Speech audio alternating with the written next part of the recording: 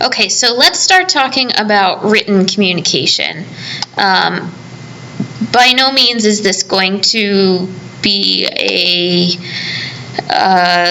English lecture or anything like that, but we're going to talk about how writing really applies in a medical or a dental office.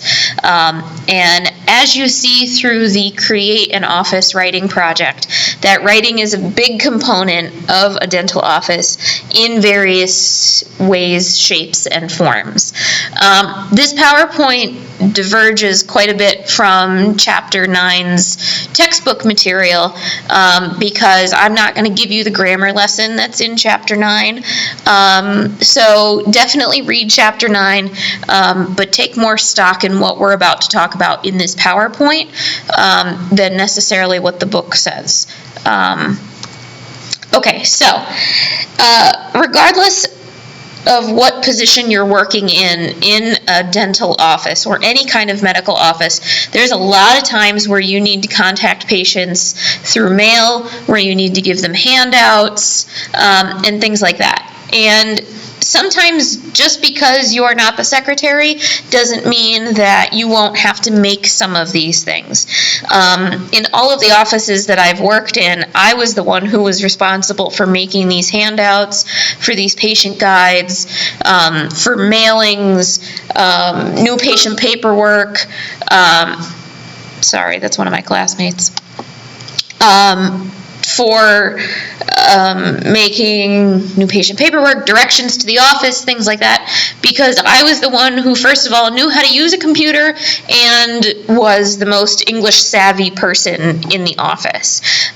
So this could easily fall on you. One of the most important things about something that's written that is leaving the office is that it represents the office. So if you've taken an English class with me, we talk about how an audience judges you in black and white because they don't know you, so all they see is you in black and white. So if you write a resume and you spell your own name wrong, which I've had done many times, someone's going to make a decision about you.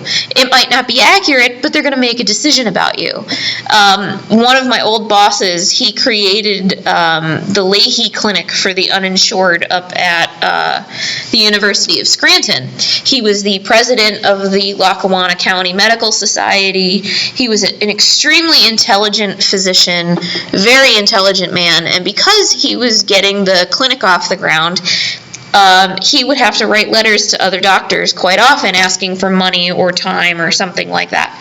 And he asked me to mail his letter, and most secretaries just put them in an envelope and mailed them, but instead I read it, and it was horrible.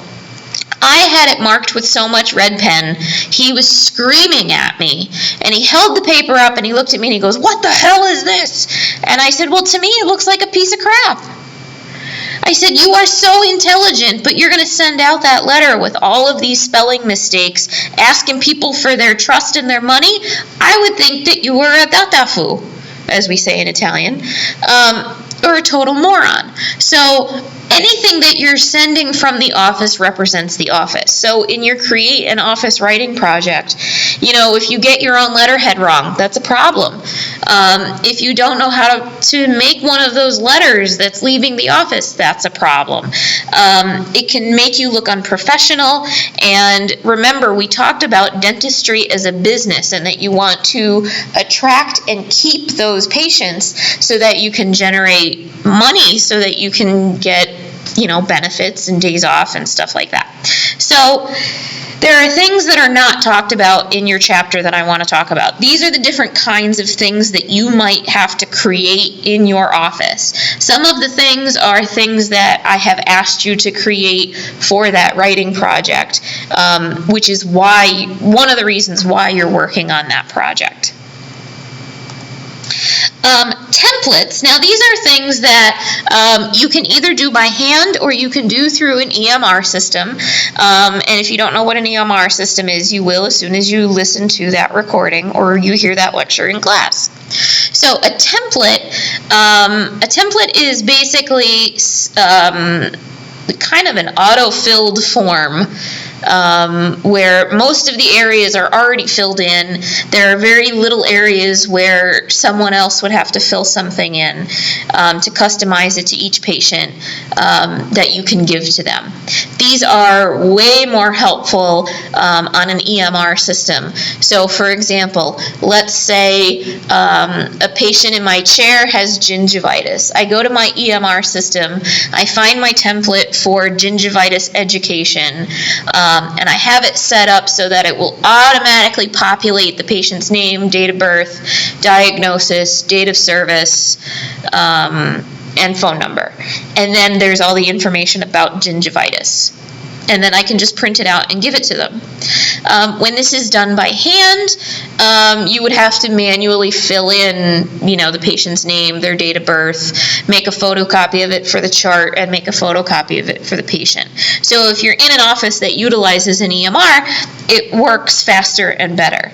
Now, sometimes you might be the one who's actually creating these templates within the EMR or by hand, if you're the one who's good at this stuff. But these templates can really save a lot of time, and they're very efficient when it comes to things that you use constantly. Care instructions, post-care instructions, pre-care instructions. So there'll be some patients who will need to be medicated before they come into the office. So maybe a how-to about the medication. Any kind of patient education that you can give out is super, super helpful. Okay, so here are some issues though. Some offices don't have a function for templates. Some EMR systems don't have pre-made templates, and you have to create them yourself or ask the company to create them. Offices using paper charts, you have to create a paper template, which is a little bit more difficult. But you can still make these templates. So in the office that I worked at when we were all paper, I would type them out on the computer and print them out, and we would have a stack of them ready, and you just filled in the stuff that you needed to fill in. Usually someone within the office makes these because it's a lot cheaper, because you're already on the payroll and you just do it while you're punched in or something like that. The external service that I'm talking about is usually like the support technicians through the EMR company that you have, or sometimes you might have an outside consultant come in to make these. So for example, since I have experience making these in paper and in an EMR system, maybe I want to become an independent consultant and I go into an office and help them out. That would be an external service. Okay, so I think you can kind of read this yourself, and this might be you. So the person inside the office who is going to make these templates is usually the one who's the best at writing, and that's going to be the same person who's, making the patient education sheets, pamphlets, brochures, things of that nature. Not just the secretary, because it has to do with paperwork. So, now, regardless of what kind of correspondence, all of your correspondence has to be professional. It has to be spell checked. It has to be accurate. It must be typed. It should contain patient ID information. And it should be objective, especially if it's something that you're sending to the patient about the patient, like their records. So it should only be facts.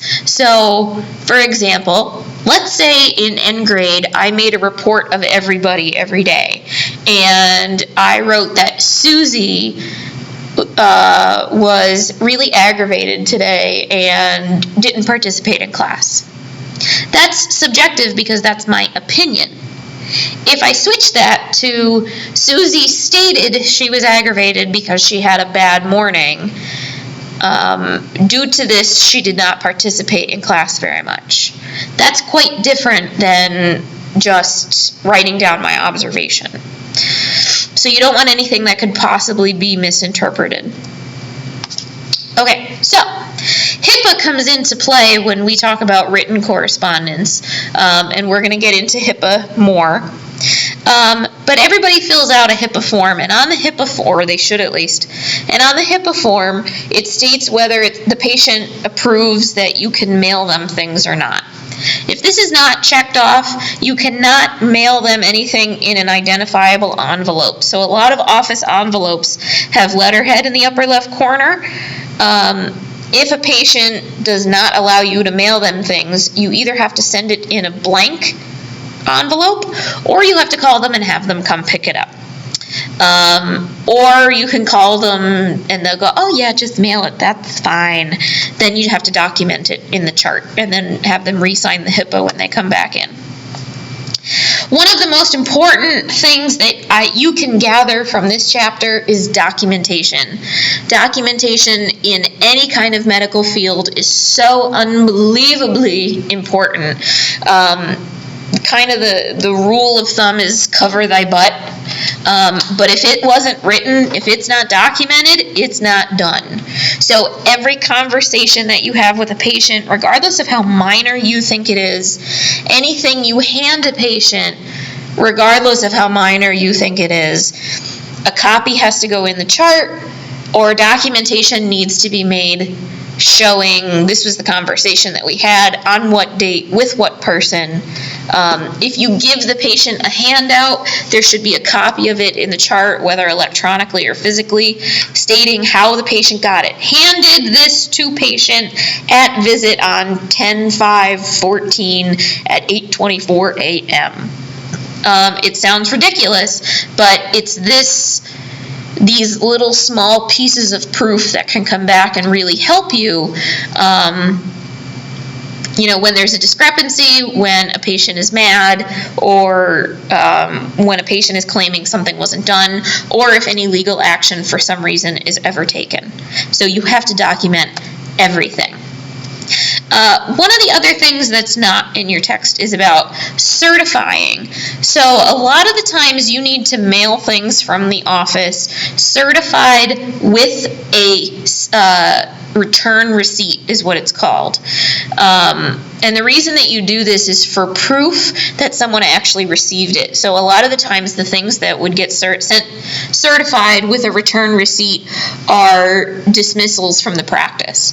So let's say Susie is a patient of mine and she's missed 45 appointments and I don't want her in my practice anymore. I'm going to send her a dismissal letter, but I'm going to mail it certified, which means it doesn't get left in her mailbox. The postal worker actually carries it to her front door, knocks on the door, hands her the envelope, and the return receipt means that she has to sign for it, and then I get this little card back with her signature that she received it.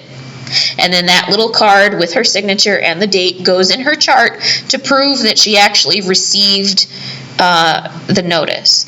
It's kind of like sending an email with a read receipt, if that makes any help for you. Or it's like if you have an iPhone and you can turn the settings on, so on a text message you can see when the text message is delivered and when it's read. Same kind of concept, but this is how it's done through the mail. Ta-da! We're done!